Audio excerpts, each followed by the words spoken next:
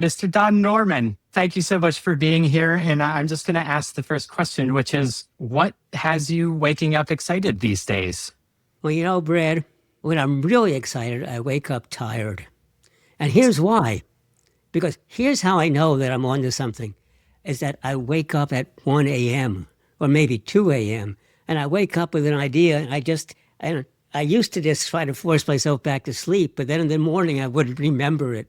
I used to also keep a pad of paper and a pencil, but I would discover I couldn't read my handwriting. So I run over to the keyboard. And we have computers all over the house. So once I would type the basic idea, well, I couldn't stop, and I would write and write and write and write. But whenever I'm writing an important paper, or what I think will be an important paper, or a book, I start writing the book, and it's really hard the first couple of weeks. Maybe 2, 3, 4 weeks, nothing is coming out, or what comes out is dull. And then one night I wake up at 1 or 2 a.m. and got it, and I rush off. And I know that if I don't wake up in the middle of the night, I am not there yet. When I wake up in the middle of the night, then it's exciting. And from then on, it's just wonderful. But that's why when I finally go back to sleep, I wake up tired. I love that. I love that so much. So there's this journey, and there's almost this barometer, this threshold that gets crossed whenever you're formulating an idea or something of importance. And that signal of you bursting out of bed is the here it is. It has arrived, and I'm able to work. I'm writing a book. Let's take that, because that's most common now for me. And I sort of know what I'm trying to talk about. I know the items, but the first thing I need when I write a book is a title. It's not always the title that I end up with, but the title helps sort of guide me in the direction. I heard a podcast with a famous author who does biographies, and he said that he can't get started until he has the last sentence. It kind of makes sense, though. That's the punctuation mark at the end of the thing. That's the last thing that's amazing. For me, it's the title, but even so, unless I have the right theme, the right story, and I have to start off with something really exciting, because so many people write these dull papers and dull stuff because, you can't understand what I'm going to say unless you know the history and the basics. Well, the history and the basics are dull because you have no idea why you're reading it. And so I like to say, if I'm writing fiction, I'll say something like, a shot rang out. So what are you talking about? I don't even know what you mean. That's the whole point. It's something, okay, tell me more. Yes. And then, of course, in fiction writing, you always have a second person who comes into the story. So here's how you explain to the reader what you're about. That's the whole point of a second person in these stories. And you see it in movies, too, and TV. When I explain it to the other people, it doesn't sound boring. It sounds very natural. But it's really meant to explain to the listener or watcher. But so for me, finding that key thread is hard. In psychology, it's called incubation. It's well known that people who have a really difficult problem in front of them, you work on it, and you work on it, and you work on it, and you can't make progress, and you say, I give up. And then maybe even a month later, you could be doing anything, and just the idea pops up in your mind. And that's kind of what I live for. That's amazing. The way that I tend to think about this is that I call it the infinite back burner, which is to say, I'm never short on ideas, but obviously there's only so much time in the day. And so when new things burst into my consciousness, I often have to put it onto the infinite back burner. And when I find myself over time revisiting those ideas, I take those things as signals. Because I think that a lot of people wish them away or I tried really hard, I didn't get anywhere with it.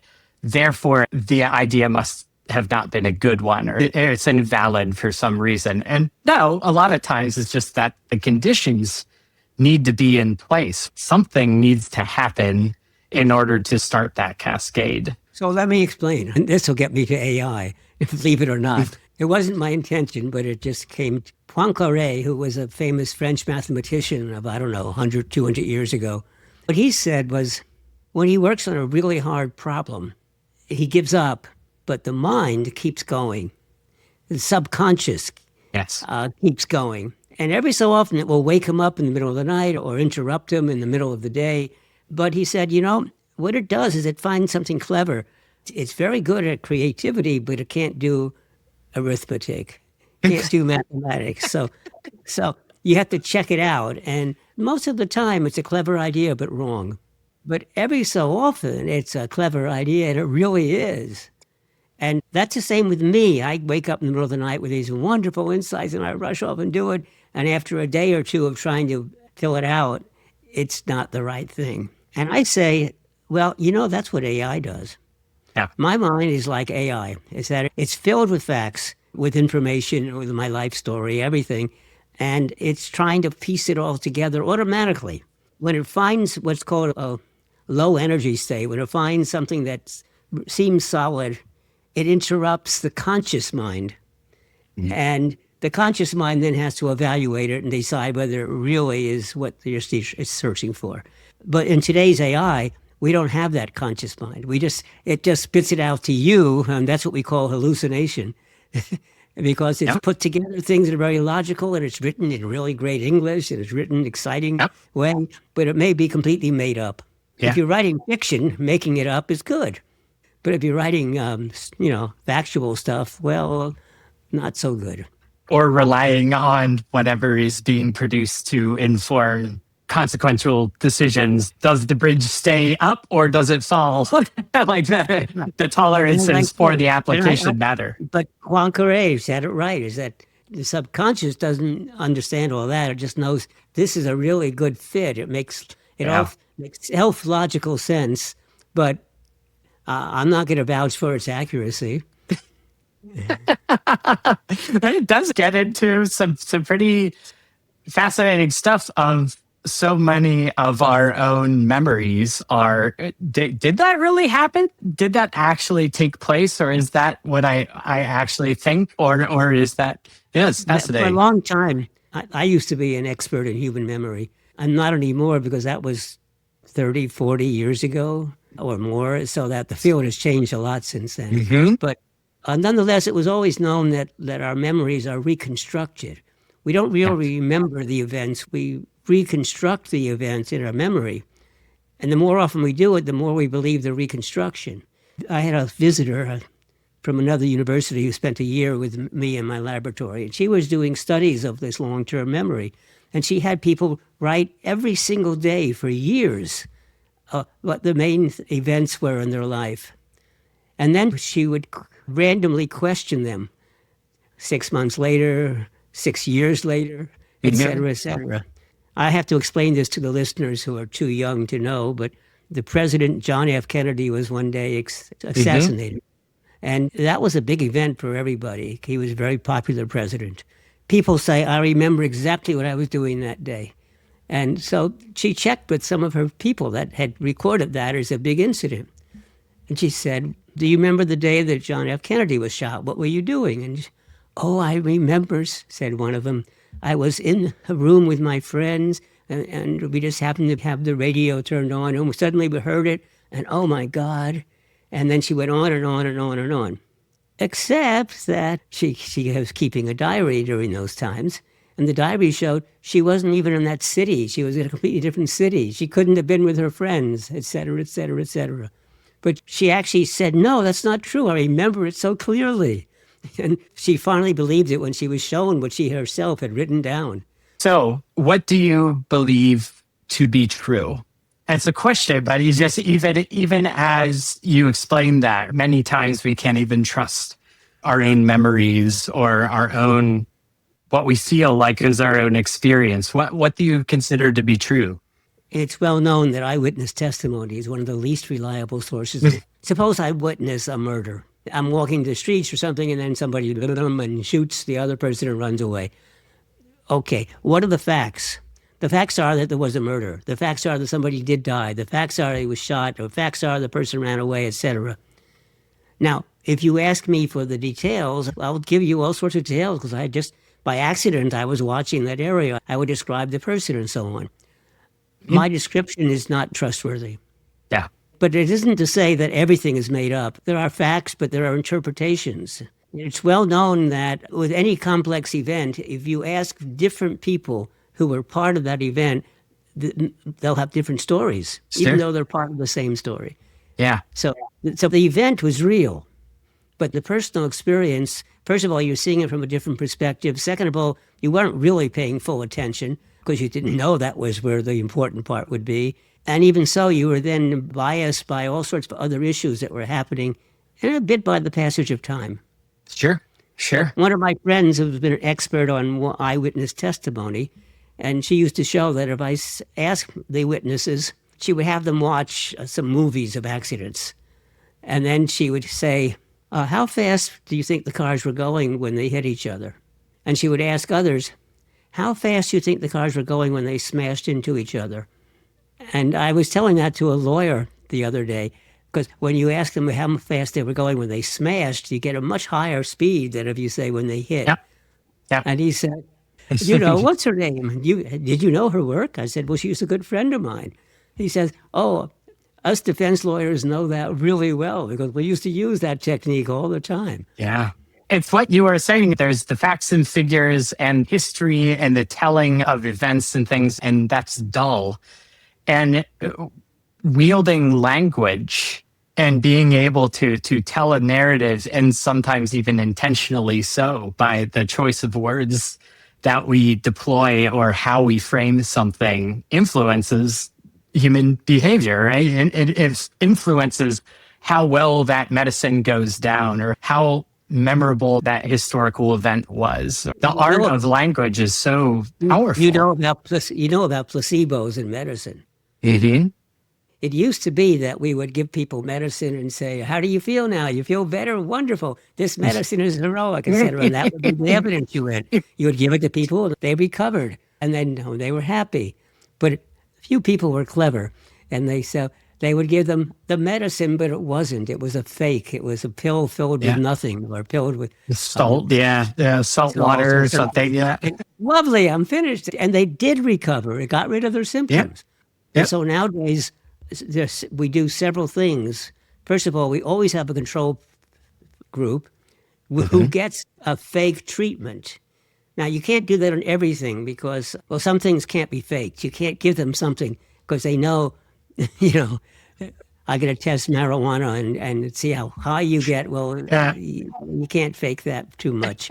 Or alcohol, or for that matter, there's other things too like that but it can't be faked. But also, if the physician knows whether he's giving the real or the fake one, he often acts differently, subconsciously. He's not even aware of it. Or when he's recording the results. So we call it has to be a double blind.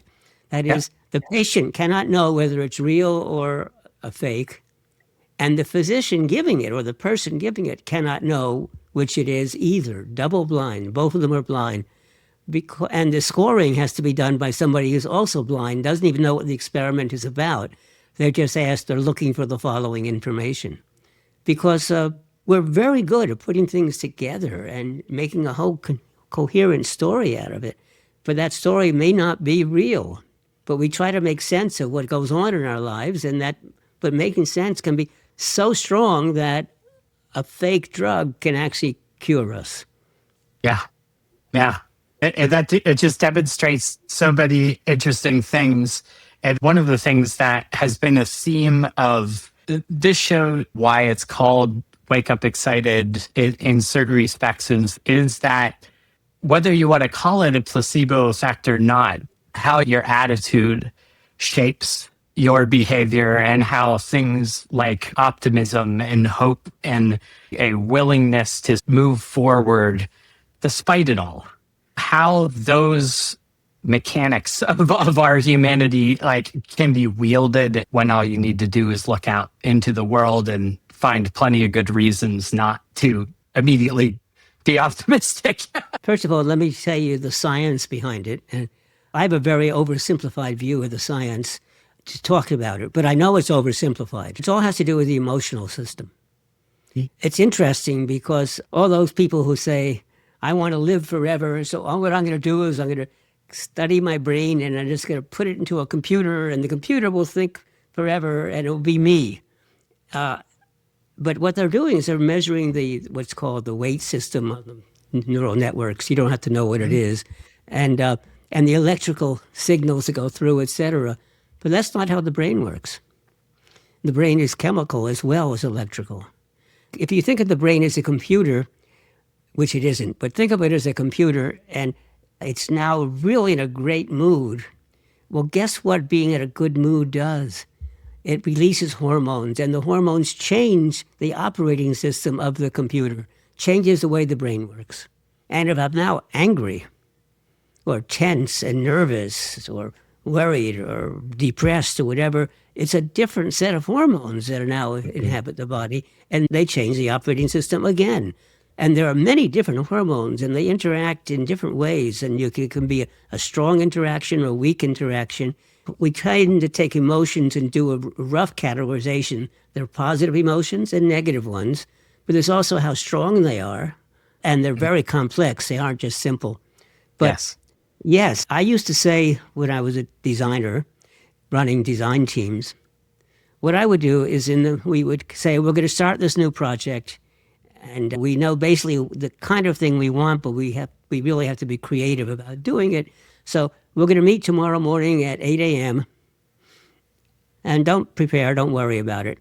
And in the morning at 8 a.m., we serve really nice food and coffee, stuff to eat, and we play some games, and we are joking, et cetera. And that's until 9 or 9:30, and then we say, okay, let's get to work, and we're doing creative thinking. And everybody's happy, and one of the rules of this is you can't criticize. It's like, what do you call it? Yeah, improv. Like improv. Yes, like improv. yes, and yeah. Whatever happens, no matter how weird it is, you have to follow up on it, and so you have to put an and. Yes, and yumph, and you have to build on it, and that's really great creative. Yep. Now, eventually you're going to come up with some really good ideas. And so somebody, usually the head of the group, says, okay, we're going to work on this one. And then what you do is the next time you have a meeting, you say, all right, we all sort of know what you want to accomplish now. How long do you think it's going to take? And they'll say, oh, that's at least 6 months or maybe 9 months if it's a big project. So I will say, okay, we can't wait that long. You said 6 months? How about 4 months? I'll give you 4 months. And the purpose of that is I want to give them time, much less in time than they thought they needed, but enough time that I think they could really do it anyway. But I want them no longer to be so happy. I want them to be slightly stressed. I don't want them to be scared. It has to be just amount of stress, though. They can still live with it. It's not a problem. But they're not going to be so creative. They're going to be focused, because what happens when you're stressed is what's called tunnel vision. You're really focused. You don't see things that you're not looking for. Yet when you're happy in those early days, you're scatterbrained. Oh, look at that. And, we really want to, did you see that over there? And so on. If you're too happy, you can't focus, but you have to get just enough because being curious is exactly what I need to push their imagination. But once they get to work, the last thing on earth I want somebody to say, I thought of a better way of doing this. Sorry, we have to finish in 4 months. We've already spent a month of it. The answer to your question is that your thoughts and how you view life makes a huge difference. So you can look around the world and say it's falling apart, and all I see is negatives going around, not just the United States, but across the whole world. But I've just started a charity. I've been part of this charity for a while. It's called the Don Norman Design Award. And we're about to add something called the Alliance for Humanity. And what I'm trying to do is find people around the world who are doing the United Nations is a list of 16 critical needs. They call it Sustainable Development Goals. Yes. And number 17 of the goals is actually, they're so difficult, we have to band together to solve these problems. That's what I'm trying to do. I'm working on these goals. I'm trying to find people who are doing good things to make people's lives better. And I've now discovered many, many other organizations doing similar things. Yeah. Not exactly the same thing that we're doing. They're all different, but they're all aimed at the SDGs, the Sustainable Development Goal. When I look at that, I see nothing but good. So it makes me really feel good that so many different people all over the world Sometimes they're nonprofits, sometimes they're foundations, sometimes they're companies, sometimes they're even governments are doing good stuff. So depending upon what kind of glasses you're wearing, you can see good or you can see bad. You tend to have a really clear-eyed view of the problem statement. It's the decision that kind of like dwell there. And a lot of times people tend to fall into a hole of dwelling in the problem statement and staying there. And those emotions kind of take root and take over.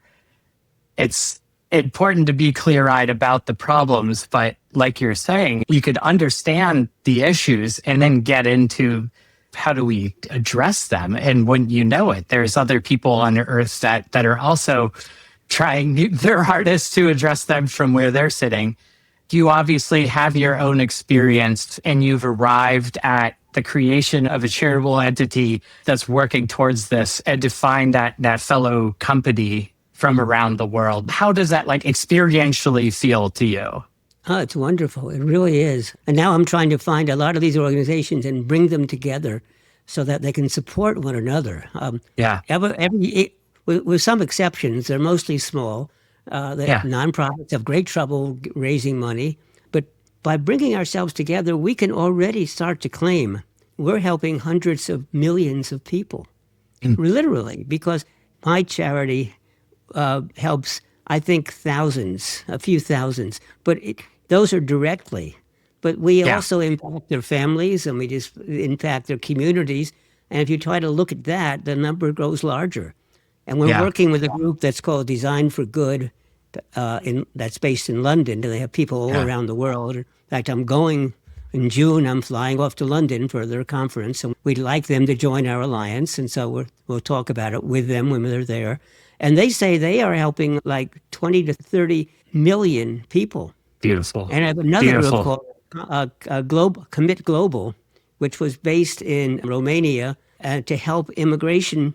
But what they said was the immigrants have real problems, but the country in which they are have even worse problems.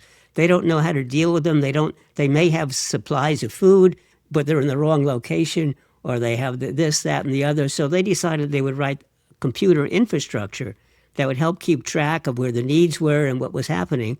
And that was so successful that other countries said, can you help us? They started building it for them.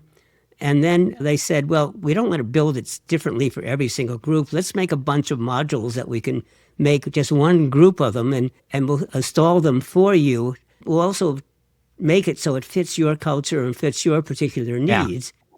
And then they said, but I know that you can't keep it going. One of the problems is maintenance. So after we disappear, so we guarantee we will maintain it for you.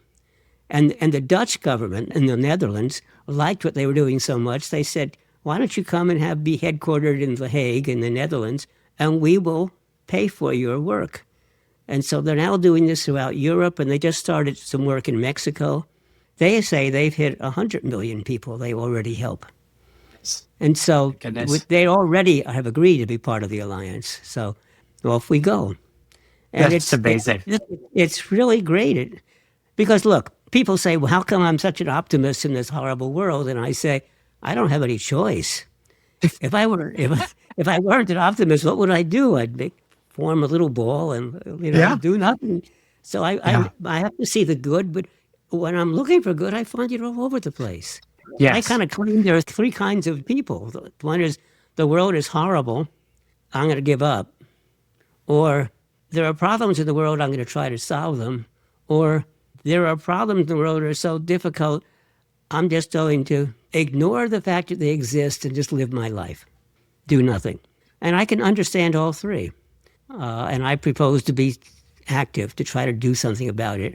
Completely beautiful. I could also understand and appreciate those three different positions as well. And the passage of time is something that's also, I think, really interesting. And when you go through really hard things, and sometimes you need to narrow your focus and tunnel in on the acute problems you're facing right now. And I think that's something that I see a lot of people in my world fall prey to, is that they feel the weight of the world on their shoulders, and they are also contending with some really important and acute things at the personal level. During those times, sometimes it is just by sheer survival instincts, you have to narrow that focus, but that's not a forever state, right? One of the things that I've learned so much from you is to appreciate the nuance. It's never just this or just that, or just like this forever, or just like that forever. Right. That there are seasons, there are moments, there are times, but provided your own life is stable, you're in a great position to be able to act on the problems. Let me give you an example in your domain, music. A lot of musicians today are really fretting because it's very hard to make money as a musician. In fact, in the classical world, you know how many good piano players there are? Do you know how many excellent piano players there are? Do you know how many of those excellent piano players can make a living playing the piano? Almost none. How many good violin players are there? How many good this? How many? And that's in the classical world, but the same thing is true of the entire world of music. And now we have AI that is producing music that is really wonderful, or can be wonderful, not always, and it's also starting to compose. Mm-hmm. So what does that mean? Do you give up? And this is the same true with artists, the same with all people worried about it. Let me tell you the story of photography. When photography came out, the painters were scared to death. What did painters paint? They mainly painted landscapes and portraits. And there was no problem with the camera. The early cameras were not very good, so that's okay. But the cameras are getting better and better, and the printing was getting better and better, and the photographers were getting better. And so pretty soon, that wasn't where the market was. And what did the painters do? What do you do as an artist? What happened eventually was that they just broke out. They no longer had to paint realistic landscapes. They painted emotions. They painted the way you perceive things. That's where the modern art came from, essentially. And they changed the nation, what was thought of as art. Vasily Kandinsky is my all-time favorite painter and pioneered non-objective art, and just born directly out of that. Or it's just like, okay, well, I'm not painting trees anymore. Let me instead translate the language of music into color and shape. It's spent by my decades doing that. It's just mind-blowing. It actually helps that if you do learn the traditional tools of art, the traditional tools of music, and about harmony and et cetera, but you can then violate them. The better you understand it, the better you can violate it. In fact, you have to be careful. If you're trained too much in the old stuff, it's very hard to then be creative. You're stuck in the old route. But I like to point out, in the early days of rock, it wasn't called rock yet, you playing a guitar on stage, and if you get too close to the microphone, it starts feedback. I know us electrical engineers like me used to say, oh, that's feedback. Keep away from the microphone. And no, that's horrible. Or you're putting it too loud, so it's distorting at the top edge because the vacuum tubes, the electronics can't go that loud. So, and guess what? The artist said, oh, these are new sounds. And they started to deliberately do it, deliberately distort the sound, deliberately cause feedback. And I think that's what's going to happen now with music. Yeah. That we'll learn to do different things we never could have done. We may do it more as collaborators than as competitors, and we'll see what develops. It's hard. Most people won't be able to make the leap, but there'll be a few people who do some clever thing. Wow, I never thought of that. And then the field will take off again. I went to a concert this week, kind of a jazz fusion, pretty funky at times, just A-class, just top of their game musicians, just chops for days, so skilled, so talented. There's 10 of them on stage. And Michael Lee, the bass player, before their encore, he addressed AI. And here's this Grammy Award-winning artist. And he says, this is the year that even my ears can hear that AI-generated music and understand it to be good. Not just, that's passable, that's kind of a rough sketch, like those early years of photography. It's like, oh, this crossed a threshold and I now recognize this as good. And he goes, well, what do we do with that? And you're speaking to it already. He just goes, it's time to get weird. it's time for us all to get really weird. I love that as a call to arms. It's like, here's this new technology that is a bunch of averagings. And when that zigs, humanity can zag with it. Well, there's one magical song that kind of illustrates how you can get weird, which is my next piece will be exactly 3.5 minutes long. Okay? And it's 3.5 minutes of utter silence. John Cage. Yep. It's stunning. It's stunning. And that's the stuff that takes us deeper, right? That's the stuff. Marcel Duchamp, the plastering a urinal on the wall and writing his name on it. That's art. No, it's not. Art Here is it whatever. is. Art is what we say is art. My daughter likes to troll me because she knows that it gets a rise out of me. And she goes, Dad, my friend said that there's roles in art. And she knows that I take the bait every time and push back on it.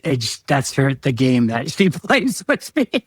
No, I don't think art is the object. Art is the experience that you have from viewing or taking part. At University of California, San Diego, which is where I taught most of my life, on the top of the main engineering building, well, there's a lot of art on campus. And what they do is they find great artists and they say, do something, mostly sculpture.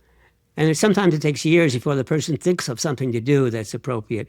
So this one person just built a house and put the house on the top story. I think it's the 20th story of the engineering building, tilted off the edge. You could walk into it and then all sorts of illusions happen, et cetera, et cetera. But it's sort of wonderful and it's bizarre and wonderful. But I was walking once with my distinguished friend, a distinguished sociologist, famous throughout the world, whose wife is an artist, and he hadn't been on campus for a long time. And we're walking by this new engineering building, and what is that? I say, it's art. He says, I know what art is, and that isn't it. And because he had rules about what was art and what wasn't. Yep. And is it art? Well, I don't know. But it's delightful. Yeah, and when you go inside it, there's lots of visual illusions that people do to fake the case. But because this was actually tilted, and actually it was sort of not really looking, the illusion was even worse. It was real. That sounds kind of unnerving if you were to be in it, if it's teetered over so high. That's the one thing, it feels very solid and safe. You're not concerned that it feels dangerous. Some things like a roller coaster and so on, is that art? I don't know. The people who make it kind of think it is. And part of the goal is that they want to pit two parts of your brain against each other. One that says, this is dangerous, why am I doing it? And the other is, I know it's safe. I absolutely know they made it safe. It's like you were saying about the design process, and it's that intentionally kind of manipulating people's emotional state in order to achieve a desired outcome, I should say. Stunning. So this thing right here is just a freaking treasure. And I'm so glad that you wrote it, because I felt like a bobblehead just nodding until I was worried that my neck muscles would take me to the chiropractors. You've been distilling these vast and varied and very complex topics into something that just feels relatable and digestible. I'll paint a picture, and I would love to get your take on what you might say based on that picture. So I spend my days largely as a web designer and developer, and that's what I've been up to for the last 20 years. And the last 12 to 15 of them, I feel like, have gone in a certain direction. And it is a direction of increased mechanization, I suppose, of the creative act, the creative process. People creating JIRA tickets and passing them off to one another in linear fashion, of designers and developers sometimes living continents away, rarely, if ever, interacting with one another. And I've seen a trend towards focusing on specific tools and mastery of the mechanical tools, the mechanical acts of design.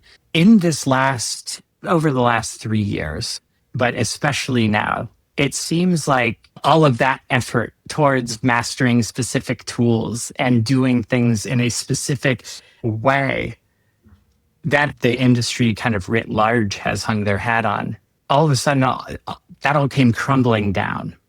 And people are scared shitless because their worth as a designer, as somebody making something, whether they're building websites or apps or services or whatever, feels like it's an existential moment for this field. A lot of people have been so trained on that kind of tree view that they've really lost the forest. I think that's at least my assessment. I'm curious to get your take for this couple of generations now of designer, developer, people just out there making things for a living, designing things to be used by others. What do you got to say to that? Well, a website is a sort of a very restrictive domain. What is the purpose of a website? And I think that a lot of them will just disappear. There's a new concept that's floating about in the AI world, in the design part of the AI world, that there's a lot of people who work in the field of user experience. Duh. That's my own word for what people do. Yeah, I invented it at Apple 30 years ago. Is it needed anymore? So suppose the website changes its nature. No, it doesn't have to have an interface. Yep. But because what's happening and what people are frightened of is, I used to have this website, but now the AI system simply, when you ask a question, it goes to my website, collects the answer, and presents it to people. So what's my website all about? And I spent a lot of money on all this doing it, and what's it about? And people with companies say, this was supposed to be able to buy stuff from my website, and now, no, it shows up someplace else. Well, suppose that you just assumed that your website was, this is my collection of my music, and this is my collection of my ideas and my thoughts, but I'm making it available to the world, but you don't have to come to me. If you ever ask a question that's relevant to what I've done, the AI will simply pick it out and give it to you. Now, we want the AI not to cheat, as an aside. I don't like the way we instruct people in universities because, for example, we force people to work all by themselves. They're not allowed to get help from others. But when they get a job, they don't know how to work with other people. And you don't have to work with other people. And you can't say, I don't like John, I'm not going to work with you. No, I'm sorry. You don't have any choice about who the people are. But if you work with each other and respect each other, you actually do better work. We don't teach that in university. So I say, in the university, we ought to tell people, please use AI. Yeah. Let it write your stuff. Please ask a friend. If I ask you to do an essay on a topic and your friend has already done one on the same topic, ask if you could take a few paragraphs out of her work and use it. But now, in school, that's called cheating. And why is it cheating? Well, because it's not allowed, so you have to lie. And I say, no, we should encourage it, but you must give credit to Mary or to whoever you got the source. And if it's done, if this section came from an AI, say so. Because what I care about is what you put together. Did you give me a new insight in a way that you put? I claim that's what I do in my books. There's very little new stuff in my books, but I put it together with a very different framework that makes it new and novel and creative. Yes. And so that's what I want. It's hard to do that with a website. Well, but the web is exactly what you're describing. Here are hyperlinks that stitch together these different ideas, giving nods to the appropriate places and creating if I something do it right, richer. If I ask about some question that ends up borrowing your music, that should make me much more interested in your music, and then I'll go seek it out. Yeah. And so we have to do is, right now it simply steals your music. Yes. But I don't see, that's not, I think we could change that so that it also publicizes your work and lets people understand, and hey, it turns out you're giving a concert, so maybe I'll go and listen to you. Yeah, we can't put what's been called the original sin of how the current crop of large language models came into existence, which was just by scraping everything and without permission. But that doesn't mean that's an inevitability for forever and ever. And the people who did it are starting to learn their lesson.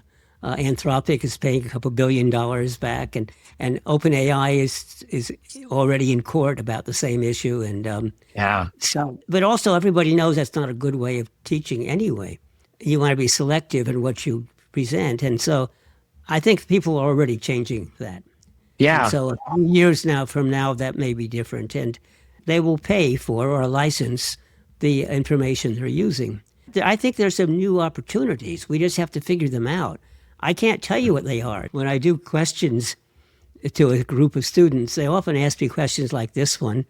Okay, I see what you're trying to say, but how do we actually do it? Yep. I say, no. I'm the person who got us into this mess, and people my age. And so you're the young student. It's your job to figure out solutions. I love it. And I think you just touched on a really important theme that I think is a pretty great through line of your work, but also a pretty core value of mine, which is this notion of cooperation over competition.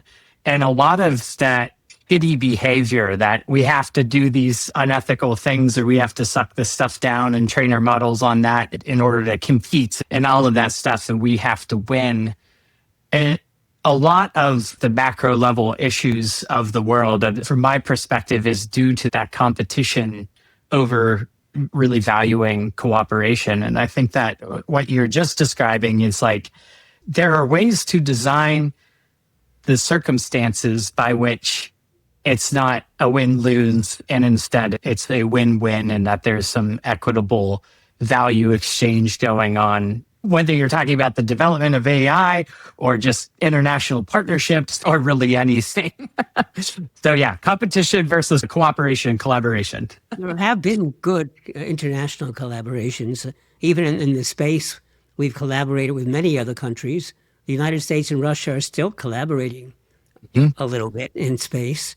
Music is and sports, really good examples. Team sports. Tennis is obviously a competition, but doubles is kind of cooperation combined with competition. But team sports in football, whether you think of it as, European football, which is we call soccer, or American football, it's two teams against each other, but within the team, you have to really cooperate. And on top of that, it can't be completely scripted. Now, if you go to an orchestra, that's cooperation too, but it's completely scripted. Practiced and practiced and practiced. First of all, we follow a script. It's called the musical score. And second of all, the conductor's job is to actually train everybody to the particular conductor's opinion of what it should sound like. The conductor doesn't really have to be there during the performance. The conductor's work is all before the performance.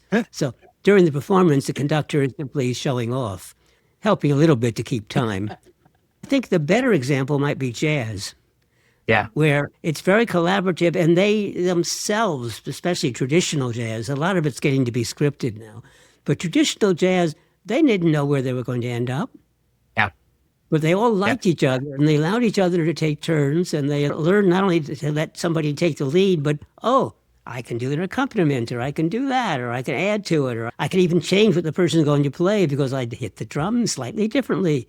The tight feedback loop of listening, reaction, but going into something together. And I love how you invoked music and sports specifically through the lens of collaboration, cooperation versus competition, because I love sports for its ability to galvanize a place. I'm in Pittsburgh, and we're supposed to hate the Cleveland Browns because there are historical rivals and all this stuff. And I'm always like, hey, if you live in Cleveland, please enjoy your team, right? Like, I understand it for the culturally galvanizing force that it is.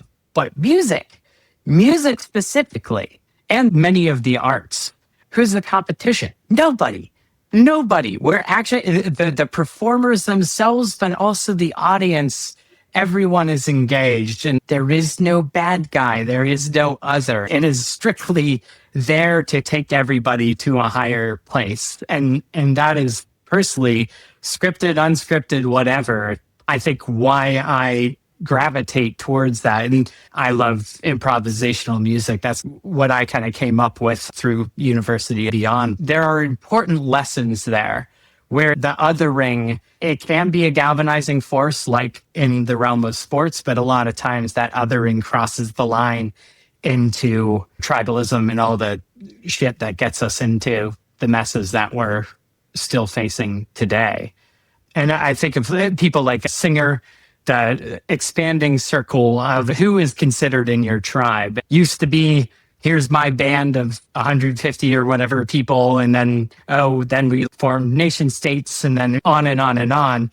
And as the circle expands, we're now in a place that I think you touch on really well in your book. All living creatures, non-living creatures, the earth itself is along for the ride, human or non-human. And we have to figure out ways to cooperate, collaborate on behalf of everyone, not just our team, trying to win whoever that our team is. Well, the collaboration can win. And you can feel really good by being a member of this really effective collaboration. But by the way, win doesn't necessarily mean that I'm better than the other band. What it means is, wow, that was powerful. That felt good. We were really in sync. And some days you're not in sync and you don't even know why, but you're trying. But that's even positive too, because you know something's wrong and you don't quite have it, and it's not working.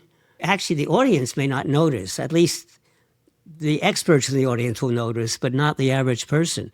But to the players, it can be really bad. My piano playing musicians say the same thing, that some days are off. And in fact, they say, if I don't practice for a while, I can tell the difference, but nobody can. But after another day or two, my manager can tell the difference.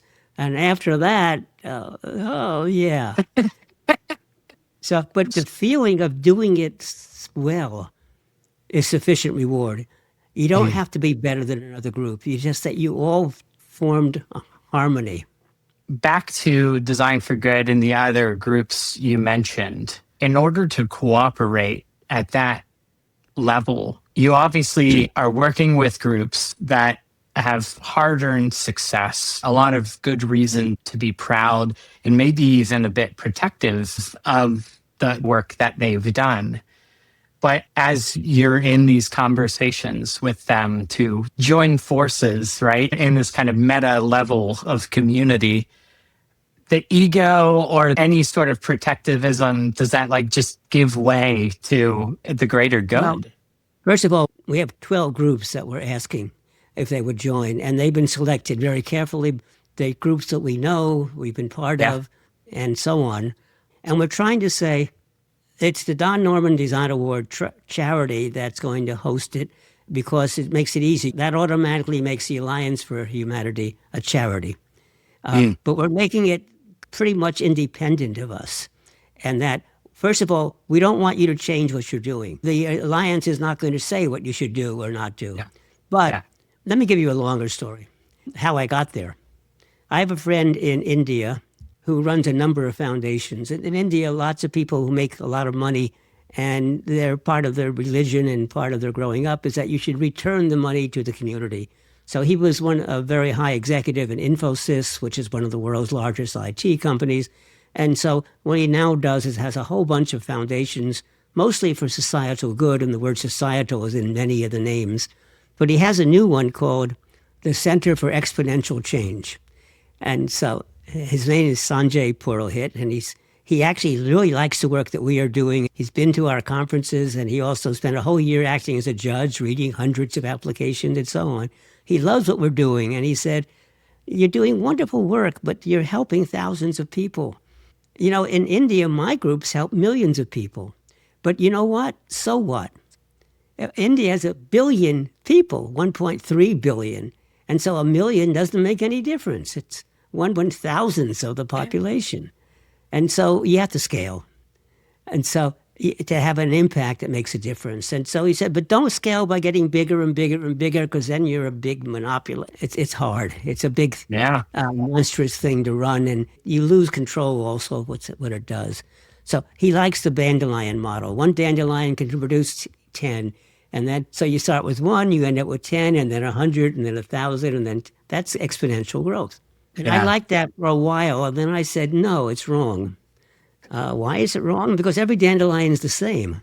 What I'd like to do is bring together the existing groups, but they're all different.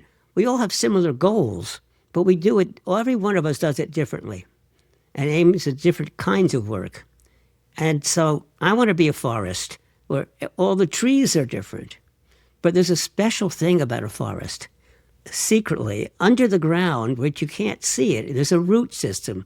And that root system connects all of the trees of the forest, which makes the forest stronger than just the sum of the trees. Then there's trees that get sick are helped by the others, and et cetera. And not intentionally, but just by the way that they send signals to one another through electrical impulses and chemical. In fact, I always thought it was just chemical, but recently they're saying, no, there are electrical signals too.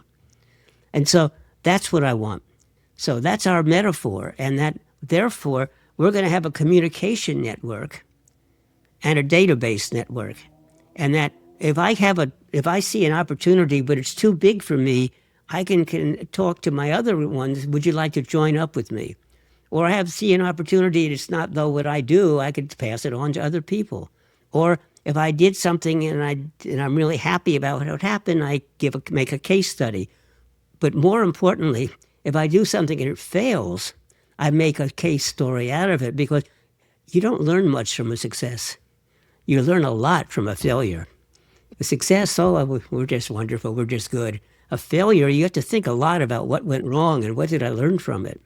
And so we want to do that. But in addition, we're going to have a depository where you have books and articles and case histories, et cetera. There are lots of libraries like that all around the world. But the trouble with a library is you don't really know what's in it, and you don't know how to find what's in it. You have to have the right vocabulary to find it. And suddenly the large language models come to the fore, because you don't even have to know what you're looking for. You can simply say, and I've done this now a lot, I just love doing it. I talk to it for hundreds of words in which I say, I don't know what I'm looking for, but here's the problem I'm dealing with. I had this correspondence with somebody. In fact, here's the letter they sent me, and here's the answer I gave. And I realized there has to be more to it than that. And there must be people who have already been working on this kind of problem. Can you tell me? Yes. And oh, by the way, before you start, if you need more information, ask me questions before you start. Yes. And it does. And then when I did this for one task, because I got a letter from a good friend who said, I've been thinking about evolution and the role it plays. And I was thinking about cultures. And cultures evolve too, don't they? Do they follow the same principles as natural evolution? And I asked, and oh yeah, there are about 6 different disciplines that study that. I said, oh, I didn't even know about some of them. Could you give me a reading list so I could learn? So it gives me like 3 or 4 pages of readings. But the nice thing, it asked me first, do you want the technical literature or should it be just popular literature? Oh no, give me the scientific literature, I said. And it did. And then at the end, it said all by itself, I didn't ask, it said, I just gave you a lot of stuff. So I recommend you start with these 4 books. And I started, and then I realized that I may think I'm an expert in some fields, but some of these fields I don't know anything about. Please don't give me the scientific stuff yet. Give me some introductory books to read. But the point is, I didn't know what I really wanted. I didn't know about the existence of these fields, but it said, yeah, hey, look, there's all this work. Well, that's what I think we're going to call it the collaborative hub. Not a knowledge hub, but it's a collaboration hub. Yes. That you'll be able to ask and say, well, I've just been asked to try to work on this problem, and I don't even know what to call it, but here's the essence. Is there anything you can help me with? And I bet you it will give an answer that's useful. That's beautiful. What you just described is use this elsewhere. There's brick and mortar, right? And we're humans in even nation states, whatever boundary you want to draw. We're very good at bricks. And there's mortar that kind of is needed in order to build a structurally sound wall. And what you just described, that's what popped into my head. It's just here's this mortar that just kind of oozes around these different individual minds or entities or whatever, and can help like connect this stuff together and sturdy the collective walls, I guess, as it were, just by way of connecting the dots and exposing things and widening your lens. That's a good metaphor, but it's amazing. But it's kind of wrong. That is, the Eskimos build igloos out of snow with no mortar. Well, the mortar is other snow. Lots of tribes build homes out of twigs and limbs of trees. And so the structure and the thing that holds it together is the same thing. It's not necessary to have a separate glue from the... Go back to music. What is it that binds the different musicians together? I guess I would call it harmony, which could include disharmony as well, by the way, which as long as it's deliberate on purpose, and the timing, and that there is a theme, even though they didn't start, they may have started with some theme, but they've now evolved to a completely different theme, but that binds them together. And that's like the mortar you're talking about. Yes, it's what is that connective tissue? And I think that this new crop of technology that we have available to us, quite literally just today I posted an article talking about, I'm calling it mouth coding, but it's the spirits like through the lens of these tools, right? And because these are large language models, we're now able to take a meeting, which used to just be, a time suck that everybody was looking forward to getting over or getting through so that they could go back to their work. Well, we're now in a position where we can immediately transcribe our speech into text. And from that text, we're able to do whatever we want with it. And over the course of the meeting, we can just manifest that website, and we can iterate over it dozens of times and arrive at different conclusions and include people and voices that are diverse and have crucial context for the real success of everything that once upon a time they were boxed out from the design and the development process because, that's for those people who know how to do that stuff. Now, anybody that can utter some words and articulate what is important to them can now participate in the very act of design and development themselves. And I think that that's beautiful. It's utterly and completely beautiful. And I just did it. My wife, she is a counselor and an arts therapist. And her website for the practice that she works at needs a lot of love, right? And so working with the owner, who is not a technical person, right? She's there serving the community. She was able to articulate so well her mission, the core values, nonviolence, inclusion, all of that stuff. And we were able to just immediately transform that into a digital artifact to help her serve her business. And so my mind immediately goes to, just as you were saying, all of these underfunded nonprofit organizations, the people doing hard and important work, we now have the opportunity to actively and easily have them participate in the creation of the digital things that they need to be successful. And it's so cool. Well, but your own specialty is music, and that's not... Some instruments are digital, but not all of them. You have a guitar, which is a quasi-digital one, because it has fret. The frets makes it more digital than a violin, for example. I love what you're saying about these, like, there's these different layers, and it sounds like you're now operating at a layer where you're looking at the connective infrastructure that connects different organizations to one another and allows for value and for everyone to support and learn and grow. They have to share the same values and the methods can be different, but they have to be similar enough. Because I'm pushing for a method I call humanity-centered design, which is human-centered design is sort of the common theme that most designers today work with. And I like to give a talk in which I say this book, you all know this book, it's sold millions of copies, it's used all around the world, it's wrong. And what's wrong about it? Nothing. I believe in everything it says. I still teach it. What's wrong is what's not in the book. And it doesn't, and that's what this book, which you mentioned, is all about. So this book is all about what was left out of that book. And it's about taking care of cultures.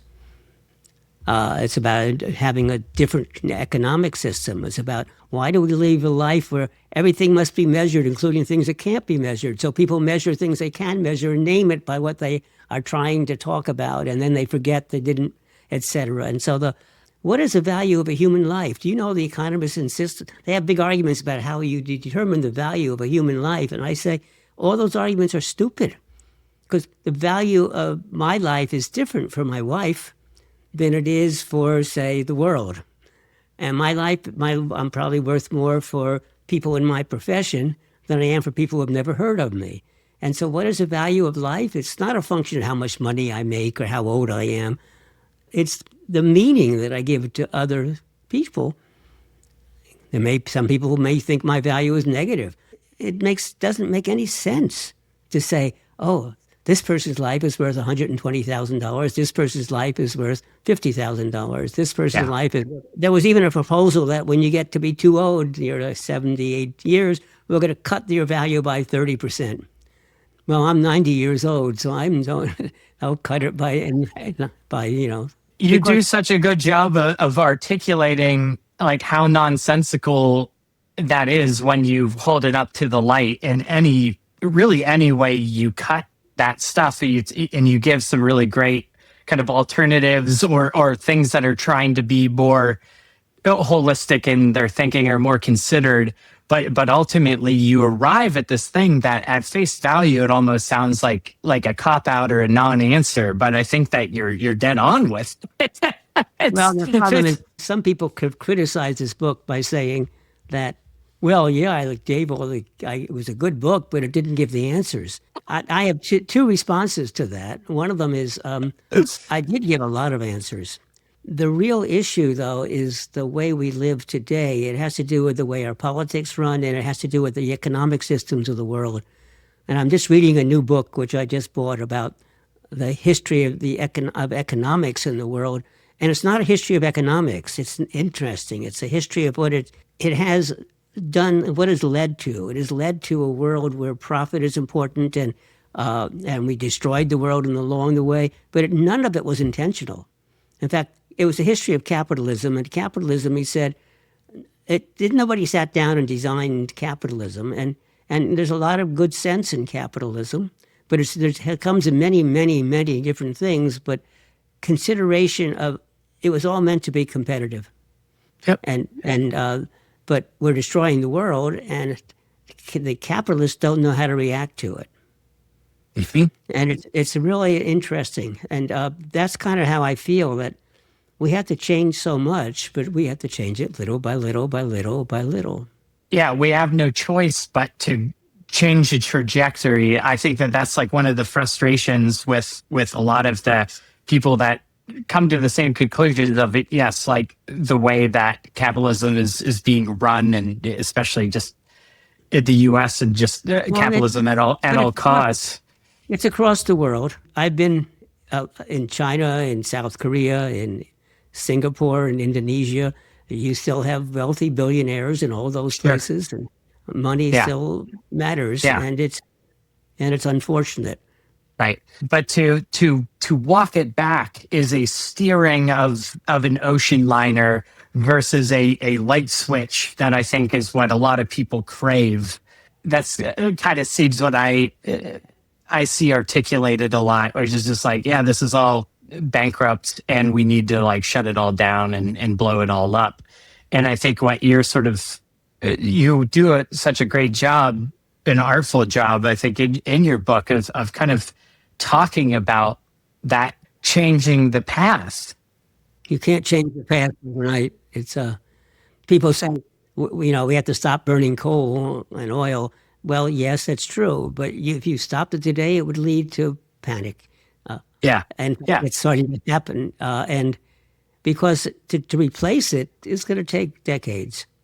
Right. But the argument is going to take decades says we should start right away.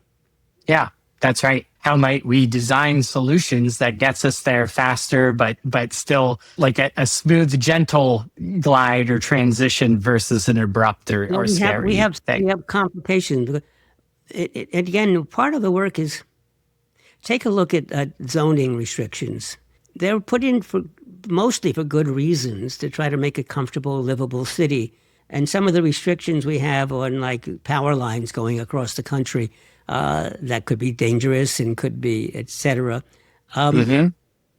But those zoning restrictions now prevent us from producing affordable housing because each house should have its own land and each house should be limited in height, et cetera, et cetera. And it's hard to change because there are good reasons why we had the zoning. And if you try to get rid of it or change it, the people Yeah. will good reasons why we shouldn't. Unfortunately, the change is going to cause a lot of difficulty for many people, many good people, our friends, Yeah. Yep. and in fact ourselves. So the NIMBY, not in my backyard, there's now a YIMBY philosophy. Yes, in my backyard. But it can be dangerous when it's in, oh, this wonderful view I have, you're going to put a big high voltage power Yeah. terminal right there on my Yeah. lawn. Yeah. Yeah.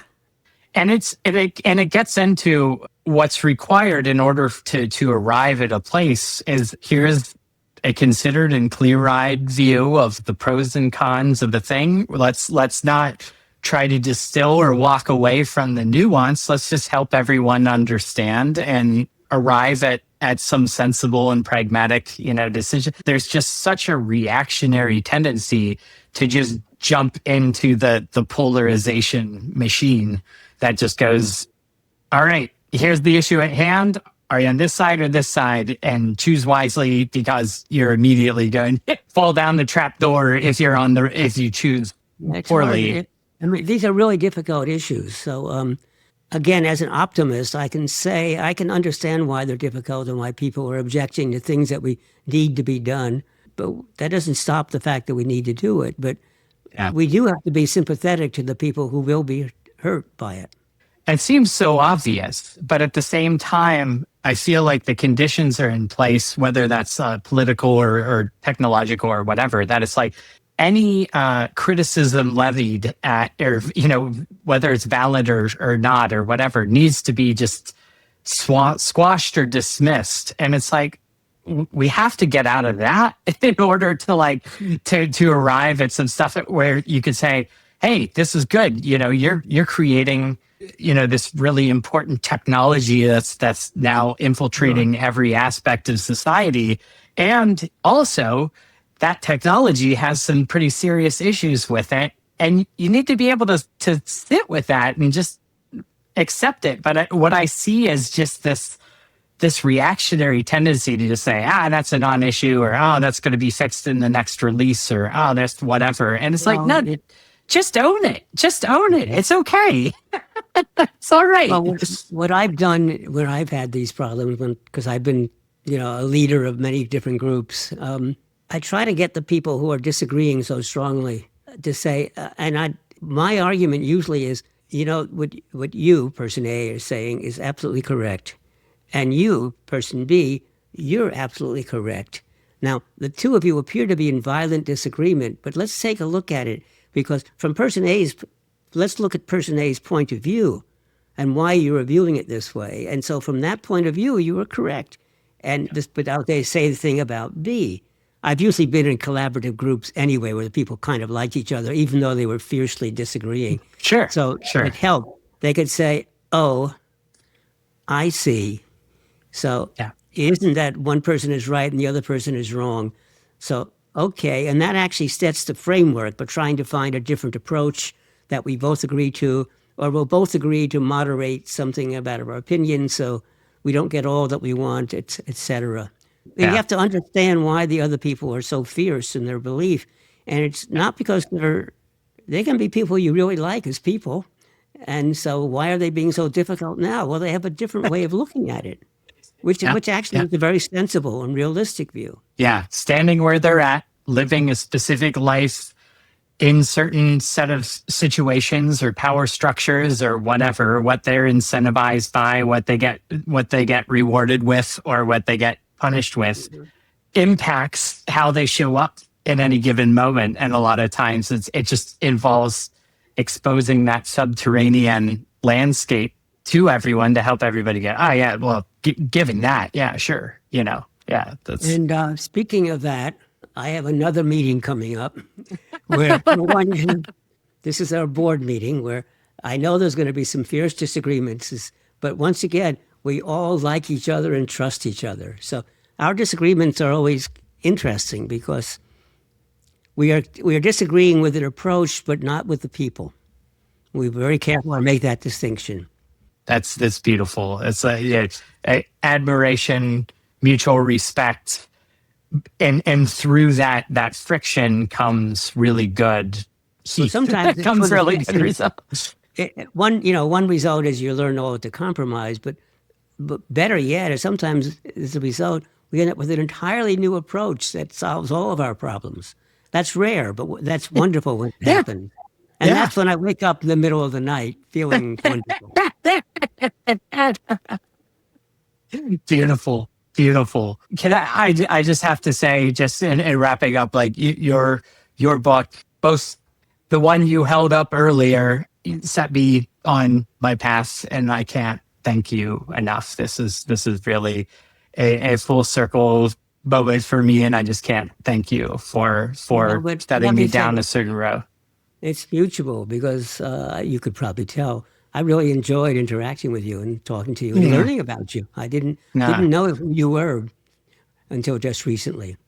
I really appreciate that. Take good care. Thank you so much. Thanks, Brad.